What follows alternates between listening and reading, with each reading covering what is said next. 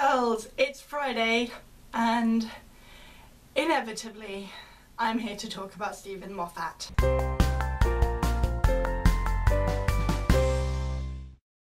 So a few of my friends and Tumblr acquaintances and people have been making videos lately about Stephen Moffat and how much they like his writing and how much they want people who don't like his writing to stop complaining.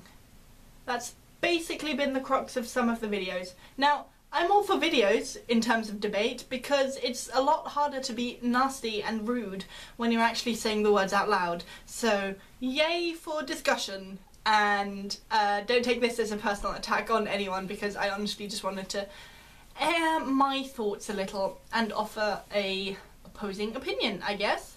So you lucky people on my channel get to witness the feminism. So, let me start off by saying what I'm encouraging here is a debate. A debate en masse, if you like. Everybody is included in this invitation to mass debate. What we don't want is fandom wank. So, what I'd start off by saying is that a lot of people say that just because you find a storyline annoying, or you think a character is written in a sexist way, or you think a character does something which is sexist or racist or homophobic or in any other way problematic, that doesn't mean the writer is a sexist or a homophobe or a racist. Generally, I agree with you. There's problematic writing, which can be unintentionally problematic, there's giving a character an opinion which you don't necessarily share, and then there's actually holding that opinion. I don't know enough about Stephen Moffat as a person to make any kind of judgment on his character, but for completeness' sake, here are the 3 things that I can list off the top of my head which he has said in interviews or out of character, as it were, which have personally offended me or one of my friends. He has said that he didn't want to cast Karen Gillan at first because even though she was a very good actress, on her screen test she looked so wee and dumpy. And then he saw her and saw that she was 5'11", slim and gorgeous, and thought, oh, well that'll probably work. He has said that asexuality is boring and he didn't want to make Sherlock Holmes asexual because that is boring. And he has said that bisexuals don't need representation on TV, they're too busy out having fun. So, that's that dealt with. A lot of people who I've talked to, or a lot of the people who have been making posts on this topic, have said that people shouldn't criticise the 50th anniversary yet because it hasn't happened and we may be pleasantly surprised. I agree. I agree that I may be pleasantly surprised.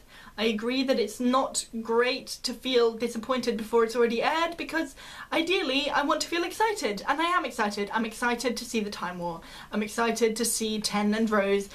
I am very excited about a lot of things. What I am not excited about is the things which I can already tell are going to cause me grievances. And this isn't a case of just going out and looking for things to get annoyed by. These are things in trailers, things in interviews, things which have been confirmed to be a part of the episode, which are really starting to piss a lot of people off. And I don't think it's unreasonable to criticise those because it's all valid discussion and it's a highly anticipated episode and people are really invested in this. Doctor Who is turning 50, that's a pretty big deal. I would love for the episode to be as good as I know that Doctor Who can be. Next up on the list of things said to criticisers is it's okay to not like things, but don't be a dick about the things you don't like. Now, I'm not blaming you. It's a decent message and a very catchy song. I think criticism of a show can be healthy, and I think it's natural to criticise something that you've been watching for a long time. I've been watching Doctor Who since I was 10. 10 years old. 10. Half my life. I've been watching Doctor Who half my life. I think it's just sad how my enjoyment of the show has gone downhill, and I'm invested in this show and I'm invested in the fandom, and I wouldn't want to leave the fandom, and I wouldn't want to ever say that, oh, I'm not watching Doctor Who anymore. That would be a very sad thing to say for me. I'm gonna keep watching just to see where the show goes.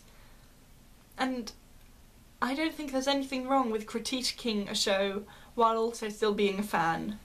So it's okay to like things the way that you like them, but don't be a dick about me engaging with it the way I engage with it. Another point that a lot of people say is that Tumblr social justice and fandom critique and feminist reviews and all those things won't change anything. To which I say, so what? To me, that's really not a good reason not to stand up for something that you actually feel strongly about.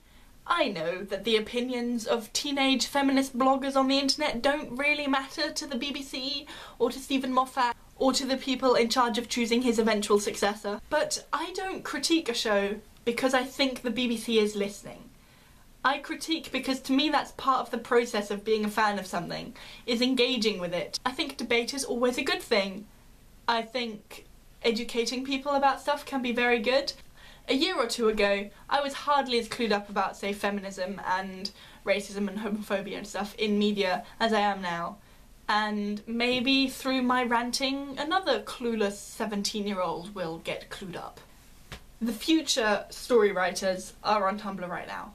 I have no doubts about that. I mean, to me that's already good enough reason to keep talking about it. A lot of people who are very, very pro-Moffat say, oh, but you liked Stephen Moffat's episode in the Russell T Davies era. No, I didn't. I mean, I did. I liked most episodes of Doctor Who because I was a kid. Because I didn't really have good opinions yet. Because I didn't understand what made for problematic storytelling. Another thing that people say a lot of the time is, oh, but you love Sherlock. If you hate Stephen Moffat so much, why don't you stop watching Sherlock and writing all your gay fanfiction about Sherlock? And why do you love Sherlock so much? That's Stephen Moffat. Didn't you know that Stephen Moffat writes Sherlock? Yes, I did know that Stephen Moffat writes Sherlock. I think Sherlock is an entertaining programme. It's a gripping detective story. But I'm bored by it. I'm bored by stories about white guys being friends with a lot of bromance. I appreciate it when it's on TV, but I wouldn't class myself a fan. I've read maybe 2 or 3 pieces of fan fiction, and I've watched each episode, I think, twice. And that's only 6 episodes, I mean, that doesn't take that long. I've also heard a lot of people saying that, but Russell T Davies was also problematic, like, why can't you critique Russell T Davies? Didn't you know he had a blowjob joke? Didn't you know he wrote a rape joke in Torchwood? Yes, I did know these things. I've been watching Doctor Who and Torchwood since I was 10, and I have been aware of problems in earlier seasons, and there is some very good critique out there of Russell T Davies, of the sexist nature of some of his scripts, of the racist nature of some of the storylines. There is always a place for critique of past things because it can be useful to become aware of them in hindsight, but I wouldn't say that that's a good enough reason to not critique Stephen Moffat, because he's the current showrunner. Doctor Who at the moment is on its 7.5th series. I don't know, we haven't had a series in so long I've lost count of what episode we're on. It's that series which is current, and it's that series which everyone is talking about, and it's that series which is going to garner the most criticism, naturally. Personally, I think that Russell T Davies was a far more successful showrunner, but that's not the reason for there being so little criticism comparatively to Stephen Moffat's era. I've barely scratched the surface here really, because I haven't really even talked about the things that I find are problematic in Stephen Moffat's writing. If you would like another video on that, let me know. If not, I'll go away and just blog about it again. But do leave comments, do let me know what you think. You can find me on Twitter and on Tumblr, and I'd be really interested to keep the discussion open, because I'm interested to hear from people who maybe disagree with me, or who agree with me, because that's always nice as well. Natalie, my question for you for tomorrow is, what do you think about this? Give me your opinions. We spent a lot of time this summer traipsing around Ann Arbor discussing Doctor Who, so I'm sure you have some opinions ready and waiting to share. Right, I'll see you guys next week. Bye! What we don't want is fandom wank.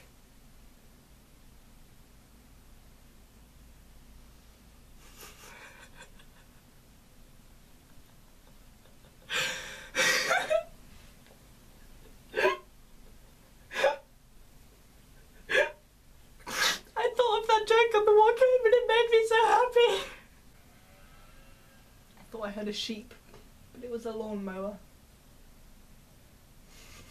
Ma. It's okay to not like things. It's okay, but don't be a dick about it. It's okay to not like me not liking things, but don't be a dick about me being a dick about the things that I don't like.